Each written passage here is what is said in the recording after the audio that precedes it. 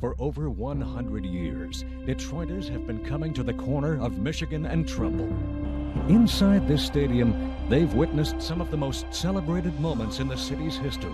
Tonight, relive these moments with Hall of Fame broadcaster Ernie Harwell as he remembers the games, the players, and the memories we all share of the stadium that stands on the corner of Michigan and Trumbull. One out, White on second. Greenberg is up. Henry's had one hit and 3 times as fast. Remember the sounds of the ballpark echoing inside your room?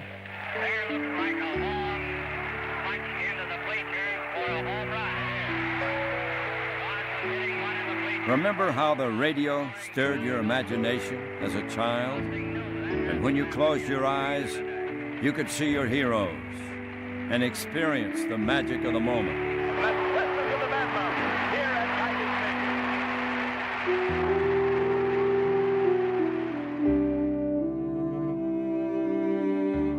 For over 100 years, it has been a place of magic, a place of hope, a place of community. Remember the first time you came to the corner of Michigan and Trumbull?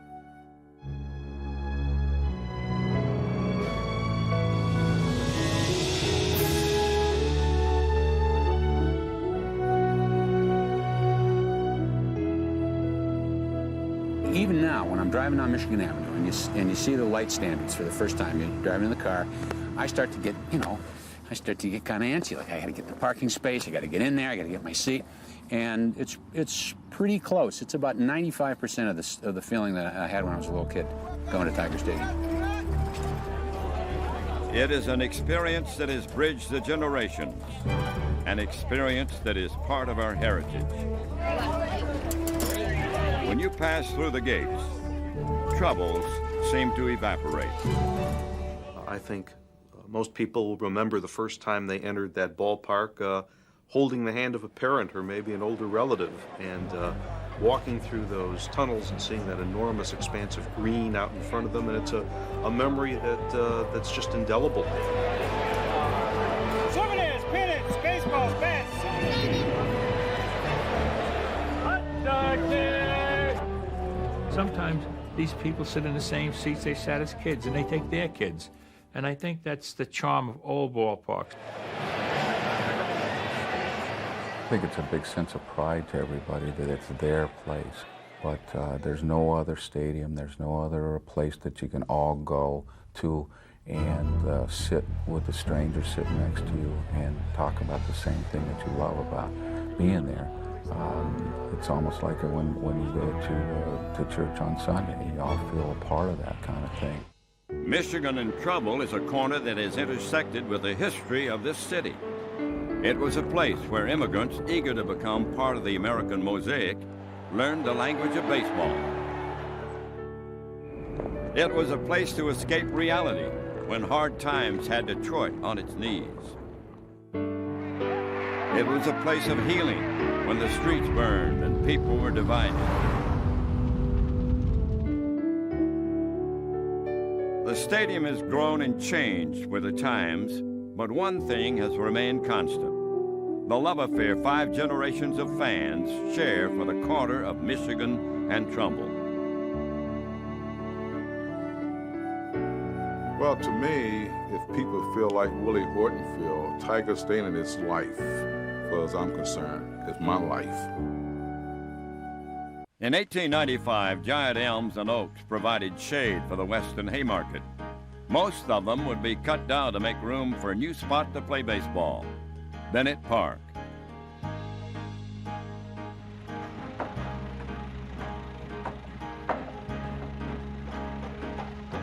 Owner George Vanderbeck built the rickety 5,000-seat wooden ballpark for the Detroit Tigers, then a minor league team in the Western League. The park was named after local hero Charlie Bennett, a crippled ex-catcher who certainly was a more famous public figure at that time than, say, the 30-year-old inventor who was test driving his new quadricycle through the streets of the city. Bennett would throw out the first pitch on April 28, 1896, before the roar of a sellout crowd and the boom of cannon fire. The Tigers responded by pounding Columbus 17-2.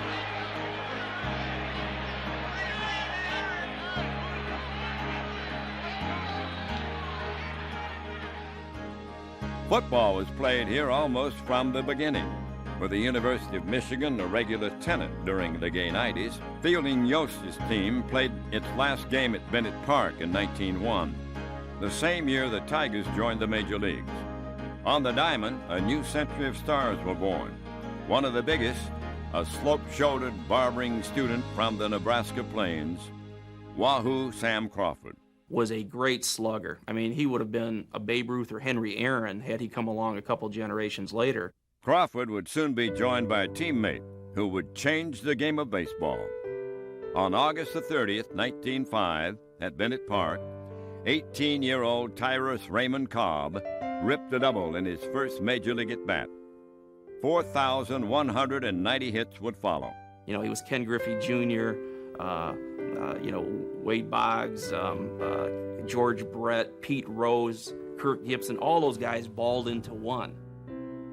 Crawford said of his teammate, he came up from the South and he was still fighting the Civil War. In his first full year with the Tigers, the Georgia Peach led the team in hitting and altercations.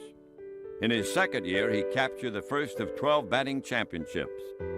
But it was on the base paths that Cobb struck fear into the opposition, badgering nervous fielders into bad throws and swiping bases with abandon. Hold onto your pants, teammate Germany Schaefer would warn the opposition, or he'll steal those too. Kirk Gibson was a runway model compared to Ty Cobb on the bases, as far as I'm concerned. Moody, bigoted, some say psychotic.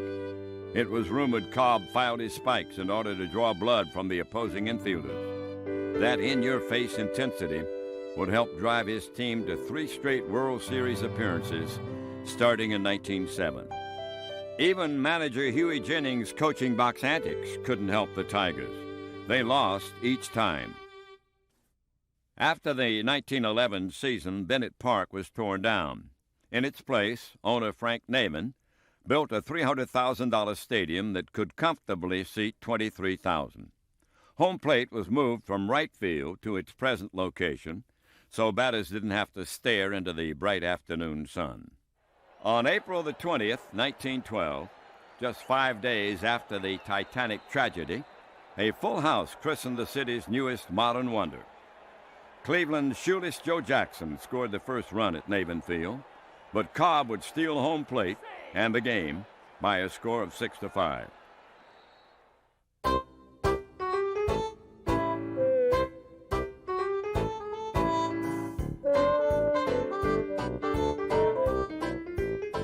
The Roaring Twenties were enlivened by one of the greatest rivalries in all of sports. Starting in 1920, the longtime supremacy of player-manager Ty Cobb was upstaged by a carefree home run basher named Babe Ruth. Casey Stengel described the battles between the two legends as being like a bomb going up against a machine gun. Cobb represented that dead ball era that had passed, really, by the Roaring Twenties. That era was gone. And Ruth epitomized, the Roaring Twenties, that long ball, that free swinging, stylish, anything goes kind of mentality that you not only saw in the ballpark, but all around you. Prohibition, blind pigs, all that kind of stuff. Jazz, women lifting their skirts up to their knees, my God. In June of 1926, Ruth hit what most people consider to be his longest home run. That was at Navin Field. He hit one off a fella named Lil Stoner, and according to most people, it's still traveling. Cobb managed the Tigers from 1921 to 1926, always falling short of beating the enemy in pinstripes. His prized pupils were Hall of Famers Harry Heilman and Heine Manouche. Nicknamed Slug, Heilman slugged his way to 4 batting championships in the 20s, while never passing up a good slug of beer at his favorite speakeasy. Manouche won the batting championship in 1926 while replacing his teacher in center field. After 22 record-shattering seasons in Detroit, Cobb would sign up with Philadelphia in 1927 and finish out his career with the Athletics. He left a legacy on this field that will never be matched. A dozen batting championships, 892 stolen bases, a .367 lifetime average. An era had passed at the corner of Michigan and Trumbull.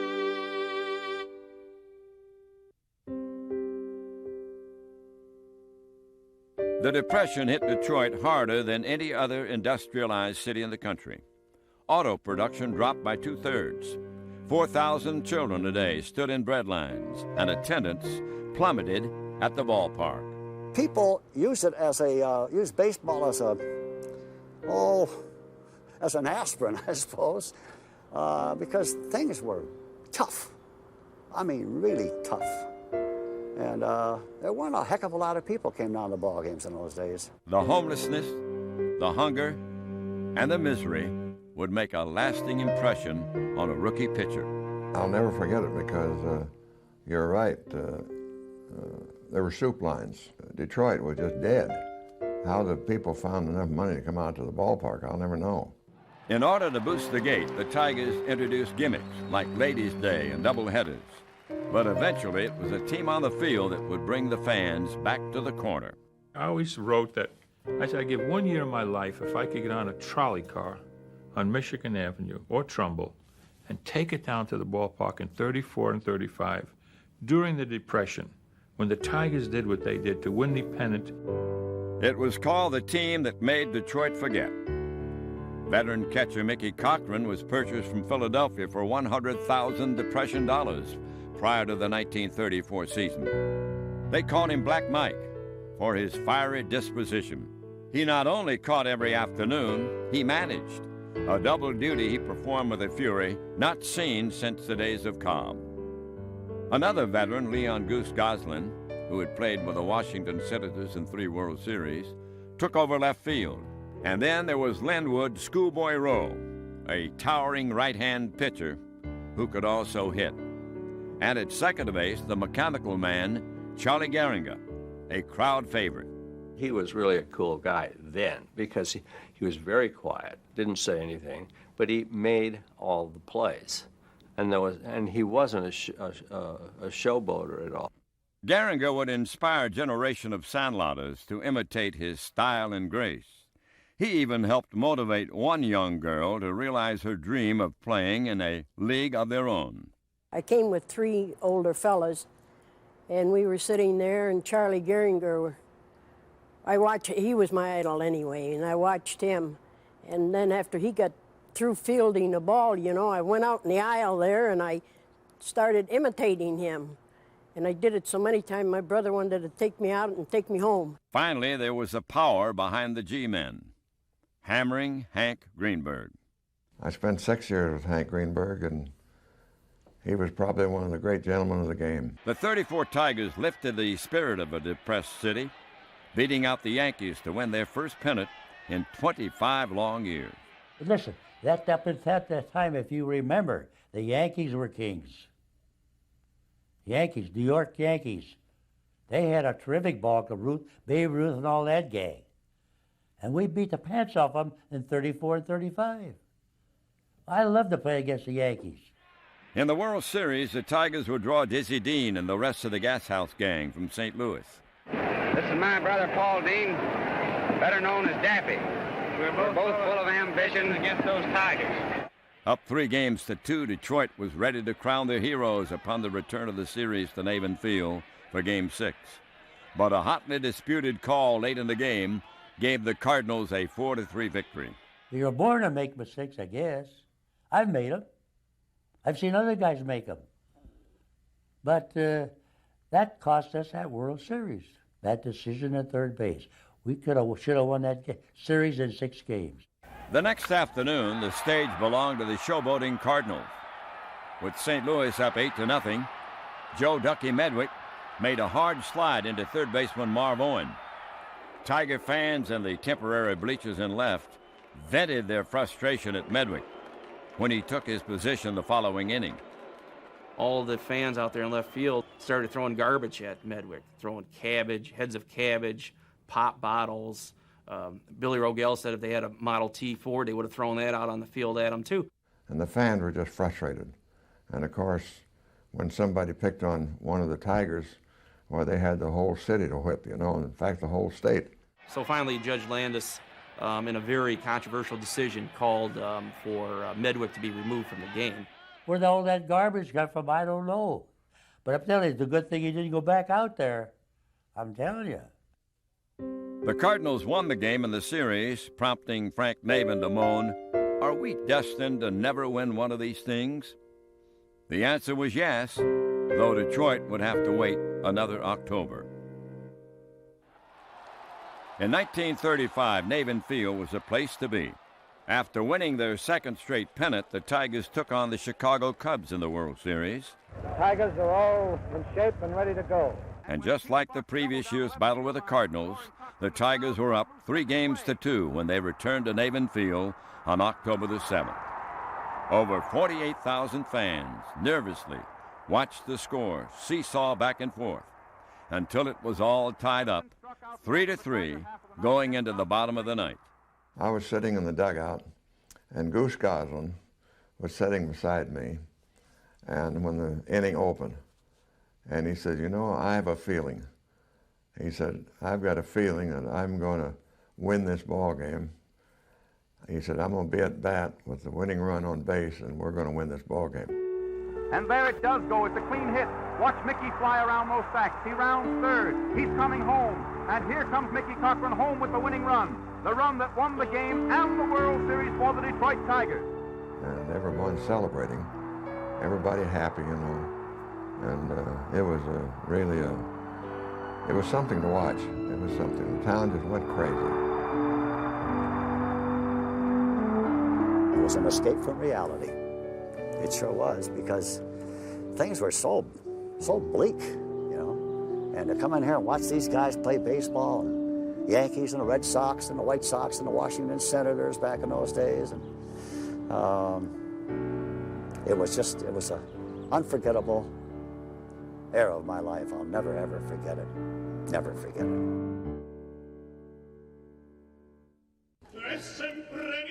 The Three Tenors weren't the first opera stars to take the stage at the corner.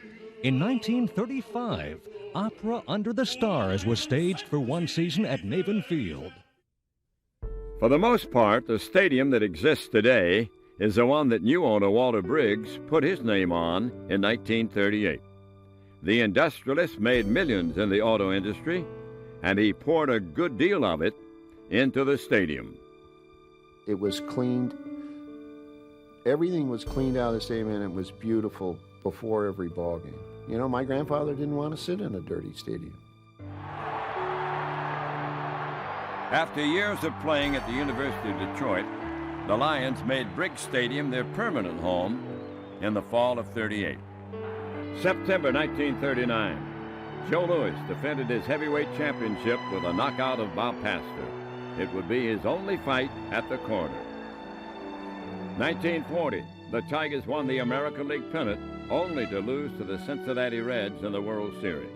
The team would also lose Hank Greenberg to the Army the following season. Thousands of big league players would be drafted into the service during World War II.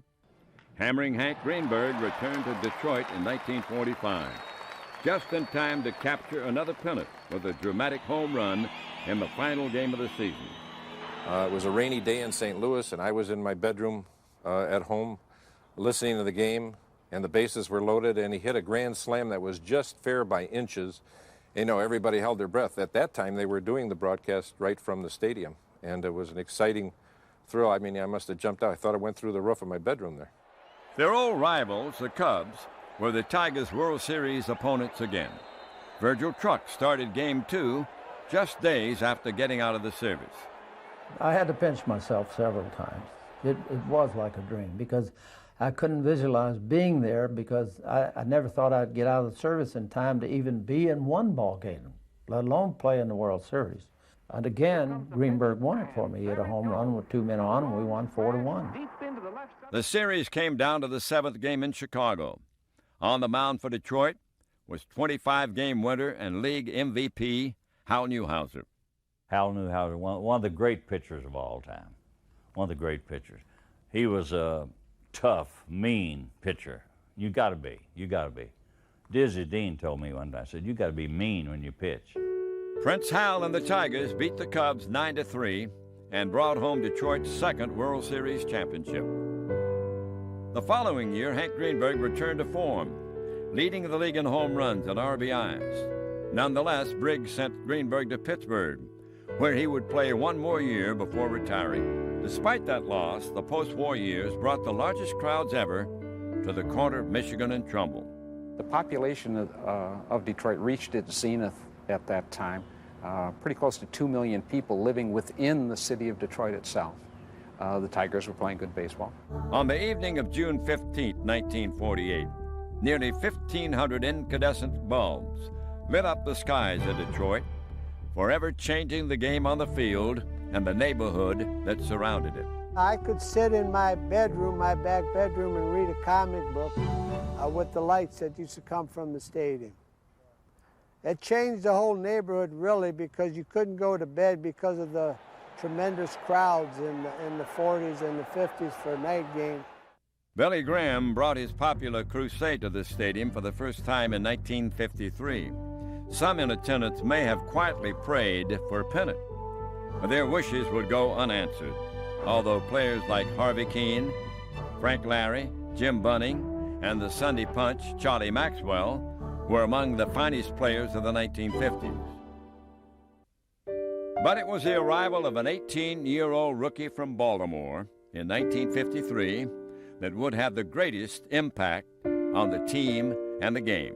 I had a hard time getting in the stadium because I was only 18 years old, and the guards didn't believe that I was a ball player, and finally convinced them that I was the newest Tiger. And so I walked in, and when I walked in that stadium right behind home plate, and the whole ballpark was completely green. The seats were green, the field was green. I mean, it was one of the most beautiful sights I've ever seen. It's tough to break in like that because the veterans were saying, well, here's a kid out of high school. How is he going to play in the big leagues? Sometimes they wouldn't let him in the batting cage, you know. They would take hitting practice, and Al would try and get in. They'd say, you just wait your turn, son, you know. When Kaline got his chance, he made the most of it. In 1955, he hit .340 to become the youngest player ever to win the batting championship. For the first half of the year, I don't think the opposing pitchers or teams really respected me that much. They figured, well, you know, I can get this kid out. As good as Kaline was as a hitter, he was equally as dazzling in the outfield. You got to have instinct, and he had all the basic instincts from the time he arrived at the Tigers. He knew which base to throw to, he knew when to move, when to take that extra base. Down the right field line, which was known as Kaline's corner. They had to take out 3 or 4 boxes because I would be running over there and looking for a fly ball and then tumble into the seats because the wall was so low that I couldn't see it. And they were afraid that I was going to hurt myself permanently. Shy, graceful Al Kaline may have dominated the conversation of Detroit sports fans during the summer. But on fall afternoons in the 50s, it was bulky warriors wearing high-top cleats and very few teeth who got the folks on their feet at the corner. Lions games during the heyday in the 50s when they were winning championships, that was just a screaming mass of humanity. You know, somebody once described it as if the combined forces of General Motors and the UAW were all in the stands at the same time screaming at the opposition. Tiger Stadium, the fans are right there. I mean, you can almost reach up there and shake hands with them on the balcony. They're part of the game. And I think they feel part of the game. To me, football, the fans are meant to suffer right along with us. When it's cold and rainy, it's cold and rainy for them. In 1952, the Lions won their first championship in Cleveland against the Browns 17-7. A year later, they met again at Briggs Stadium. The Lions were down 16-10 with 2 minutes left in the game. A couple of minutes is an eternity when your quarterback is a paunchy, swaggering Texan named Robert Lawrence Lane. He would do whatever it takes to win for the team, not for Bobby Lane. And that meant something to everybody. You know, anything was possible. See that mile? I'm going over it. Not just up halfway, I'm going over it, and you're going with me. And that was his kind of attitude, and you believed him. I mean, if he told you something, that was it. The Lions sealed their second championship when Lane lofted a 33-yard scoring strike to Jim Doran to win the game. Teammate Yale Larry said, "Bobby never lost a game in his life. Time just ran out on him." Lane would be forced to sit out the '57 championship game with a broken leg. But this was not a one-man crew. Behind a defense led by Joe Schmidt and Yale Larry, the running of Hopalong Cassidy, and the strong arm of Tobin Rote, the Lions routed the Browns 59-14 for their third NFL title of the 50s. Football was played for another 17 seasons at the corner, but the 50s will always be remembered as the Lions' glory years. The early 60s were only a prologue to a wonderful script that would be written later in the decade. The characters would slowly develop into key performers in this saga: Horton, Freehand, Northrup, Stanley, McLean, Lolich. The story begins at one of the lowest moments in the city's history.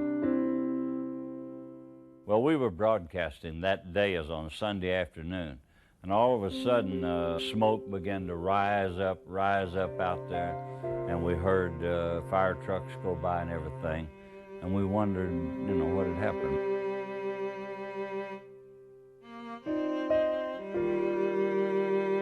Leaving the ballpark, and just about where the riot was, I lived around in there, you know, and I'm seeing all kind of policemen, people in the street.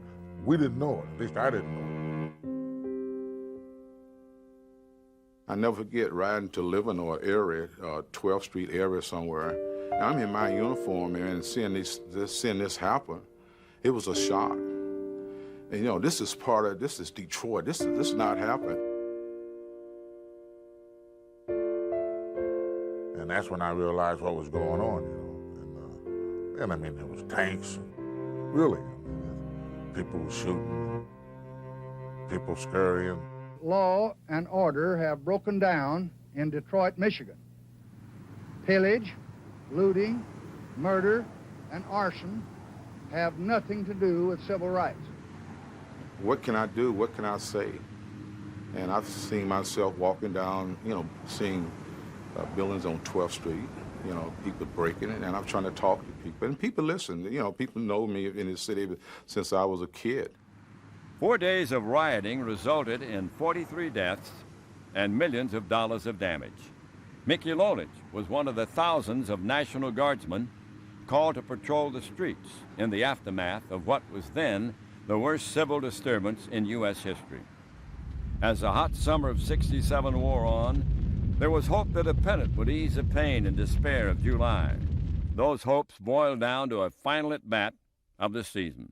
And I'll never forget the last game we played. Dick McAuliffe, with a man on first and third, one out, had not hit into a double play all year long. Hit a one-hopper, bang-bang play at first base, and the season's over with. Well, you have to understand one thing. '67, when we lost on the last day, I never seen so many grown men cry. I mean, they were distraught. I mean, we didn't wait till next year came. We started talking that evening, that Sunday. I never forget that Sunday. We had our champagne. We still celebrate. We celebrate the win the following year. We know that we're going to win. Tigers do it this year? Well, Ernie, I'll tell you what, I'm convinced that we can do it. We've got some real good talent. I think we gained something last year by virtue of the fact that we had a lot of young guys who went through an experience we'd never been through before. We opened up in Detroit that year. We lost opening day. In the second game, I pinched hit a home run in the bottom of the ninth, and we won. And then we won like 9 or 10 in a row. So that took a little pressure off of, I believe, the city and a lot of people, you know, because then they started talking about the Tigers. We're all behind our baseball team. Go get 'em, Tigers. It will always be remembered as the year of the Tiger, and what a year it was. A record-setting 103 wins, many of them dramatic comebacks in the late innings. Swung on as a fly ball to right.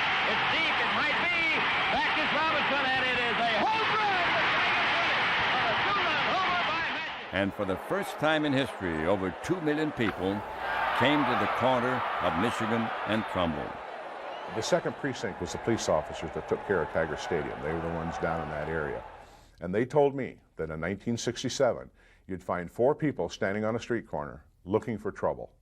And in 1968, the same 4 people would be standing on that same street corner with the transistor radio listening to a Tiger game. Fastball, base hit! Tigers gonna win this one! Scores the winning run, and McClain wins his 30th ball game of the year! In 1968, Tiger Stadium became Detroit's common ground. It was maybe the only place in the city where people could come together again and cheer for a common goal. It never has left my head. September 17th, 1968. It's burned there. Greatest single moment, Don Wirt single to right field, scored K-Line from third, won the pennant.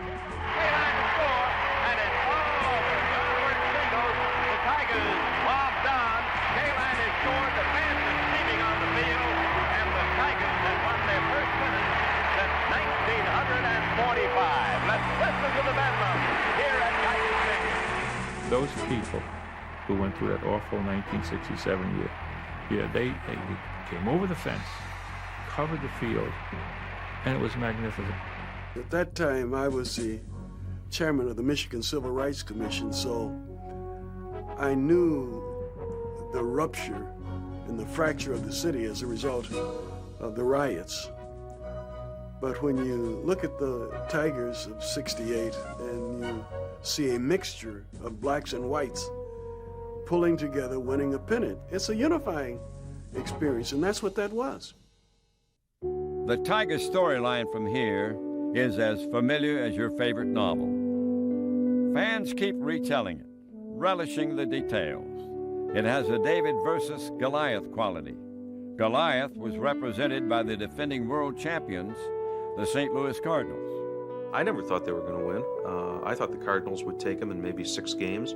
The sense was that no matter what happened, they were going to have to beat Gibson, and I didn't think they could beat Gibson. I never worried about hitters a day in my life. I mean, if you're a .350 hitter, I don't care. I'm going to come after you. And that's the way I pitched. I pitched very aggressively. But I was worried about the base runners. I was worried about Flood and Brock. Game 1 was played as scripted, as Bob Gibson struck out a series record 17 batters for a 4-0 win. God, I'm glad I didn't have to face him too much. He's outstanding. What a competitor. Great stuff. Very intimidating on the mound. Lolich won Game 2, but the next 2 at Tiger Stadium went to St. Louis. The Cardinals appeared to be on their way to wrapping up the series in Game 5. They were up 3-2 in the 5th when Julian Javier singled with a speedy Brock at second base. Brock, who had tormented the Tigers all series, seemed to cinch to score. We saw him do that second, kind of go around third and loaf in the home plate. We seen the guys in the outfield just take the ball and lobby. And we said, wow. I mean, that's too much respect. And all we had to do is do our job. Horton did just that when he threw a strike to Bill Freehan at home plate, and Brock was called out. It was a turning point of the game and would produce one of the most famous action shots ever snapped at the corner. In the bottom of the 7th, with the Tigers still down a run and the tying and go-ahead runs in scoring position, it seemed only appropriate that the moment belonged to number 6. Anytime you're playing the big games, and nothing's bigger than the World Series, and you're in front of your home people, and everybody's pulling for you, and then you're supposed to be the big guy, and you're supposed to be the guy to get the job done, and to be able to come through in that situation, you feel like you're walking on air. Kaline's clutch single gave the Tigers a lead they never lost. The 5-3 win gave the Never Say Die boys from Motown new life, and their once discouraged fans fresh hope. I have heard cheering at Tiger Stadium for many events and many occasions, but the reaction from the fans that day, this was the hero. They'd worshipped him for 15 years, and it had come back paid in full. This was the payoff. The series moved to Busch Stadium. After the Tigers routed the Cardinals in Game 6, Mayo Smith called on the tired left arm of Mickey Lolich for Game 7. And when they come to me, and asked me to go on 2 days rest, I'm like, sure, I'll do it. I never turned down a baseball a day in my life to walk on that mound. Remarkably, Lolich battled Gibson to a scoreless tie until Jim Northrup came up in the seventh. Northrup sent the ball sailing towards Kurt Flood in center. I mean, he made one step in and then he was done. And he slipped a little bit. But that half step he took in, I hit it real hard and it short hopped the center field fence. When they replayed it, it was 25, 30 feet over his head. So I doubt that he even gotten a good break on the ball. He would have caught it. And I tell everybody it really doesn't matter. He didn't catch it, and we have the ring, so that's the way it is. Mickey Lolich took the mound with a 4-0 lead in the bottom of the ninth. When I walked out on the mound in the ninth inning, the pitch ninth inning, I knew that I had beat the St. Louis Cardinals. The Tigers are the new world champions. And I always say we were the last true champion without the playoff. And it means a lot. Now, nowadays, you know, they buy pennants, buy World Series. We homegrown our pennant and World Series, if you know what I mean. A friend of mine said he watched that game on television, and one of his friends turned to him and said, you know, it's never going to be this good again. We're never going to experience anything like this again. And he's right. I've never experienced anything like it.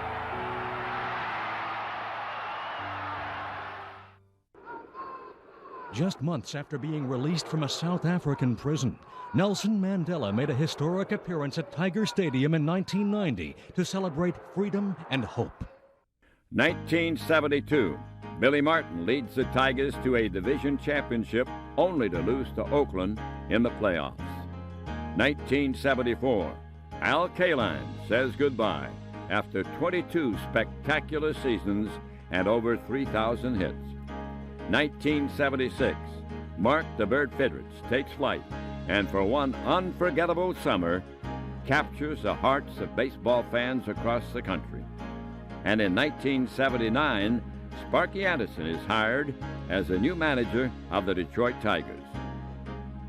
When he first came to Detroit Tigers, very strict. I am the iron ruler, my way or the highway. I love to grow vegetables in my garden, and if there's any weeds in them, I'll take them out. These are Cinderella's slippers. I'll leave them here in the middle of the floor and walk by and see if they fit. And if they fit, there's a horse waiting out by the door. Just get on that horse and ride right out of here, because guess what? The game will still go on. That's Sparky Anderson to me. I thought after the 83 season, I told my wife, I said, I really and truly believe we can win it all next spring. She said, well, in case you forget, I want to remind you, you told the people that you would win in 5 years. This coming spring is the 5th year. I said, oh my goodness, I forgot about that. Opening game at Tiger Stadium, 1984. The tone of the season was set by veteran first baseman Darrell Evans, the first high-profile free agent the team had ever signed. Evans paid immediate dividends. Couldn't dream the moment more, or put yourself in that place and have something that wonderful happen. I hit the ball on the upper deck. And wonderful things started happening for the team. A record-setting 35-5 start that got the whole country talking about Detroit.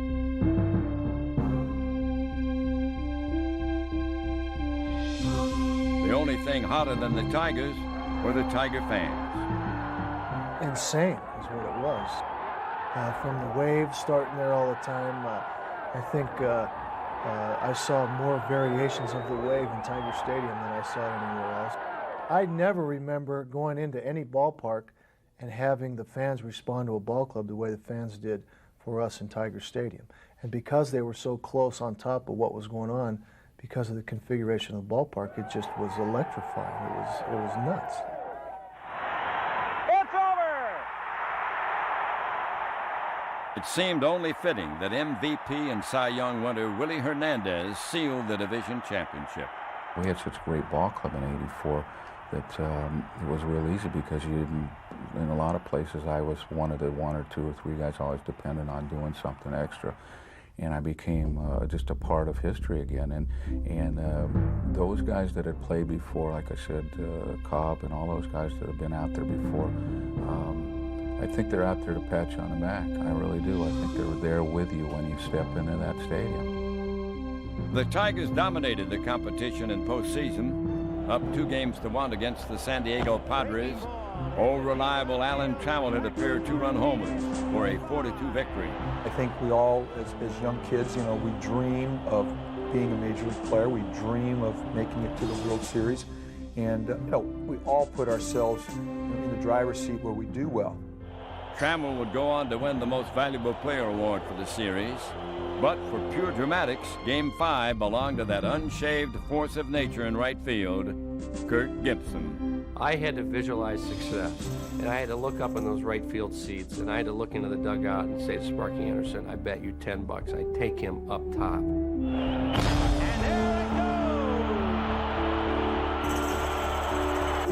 And then when I hit the ball, as I said, everybody knew the World Series was over, and to be able to stand up and come through when it counted, was my identity as a player.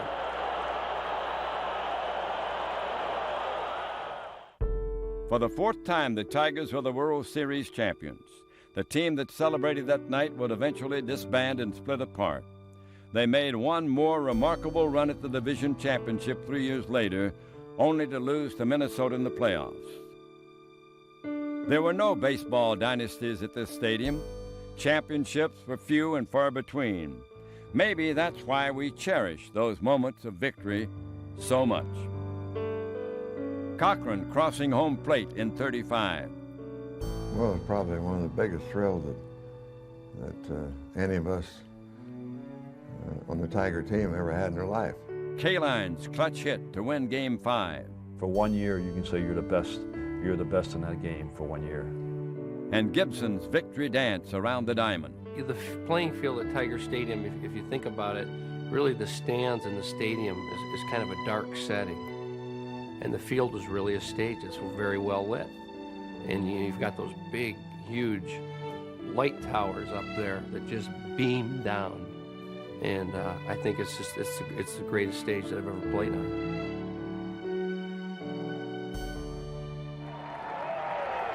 When the last run is scored, the final out is made, it will be like closing the door for the last time to my home.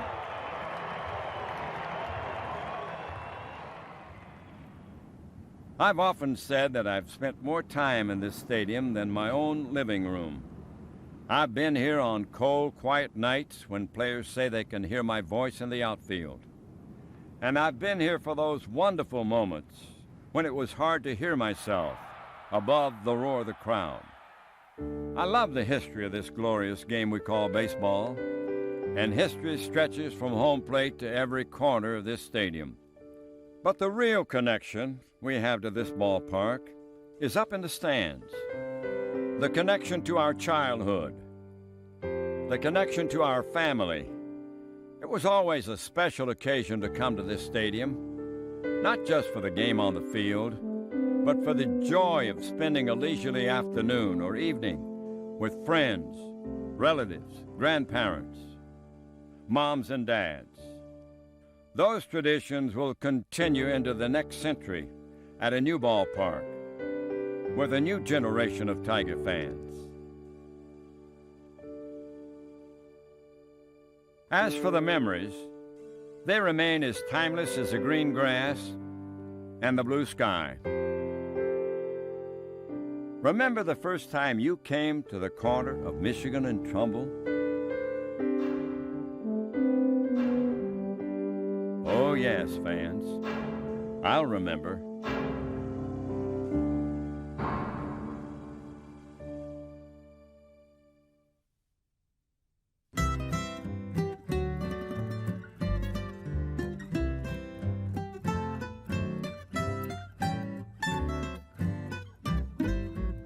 The corner, now so famous, began another way. The farmers drove to market, and there they sold their hay. From the dirt and cobblestones, an origin so humble, emerged the famous corner of Michigan and Trumbull. Michigan and Trumbull, Michigan and Trumbull. There's never been a corner like Michigan and Trumbull. The Tigers, new and feisty, took over Bennett Park. Crawford, Cobb, and Jennings lit a civic spark. The quiet corner came alive. The town began to rumble. Baseball soon became the rage at Michigan and Trumbull. Michigan and Trumbull, Michigan and Trumbull. There's never been a corner like Michigan and Trumbull.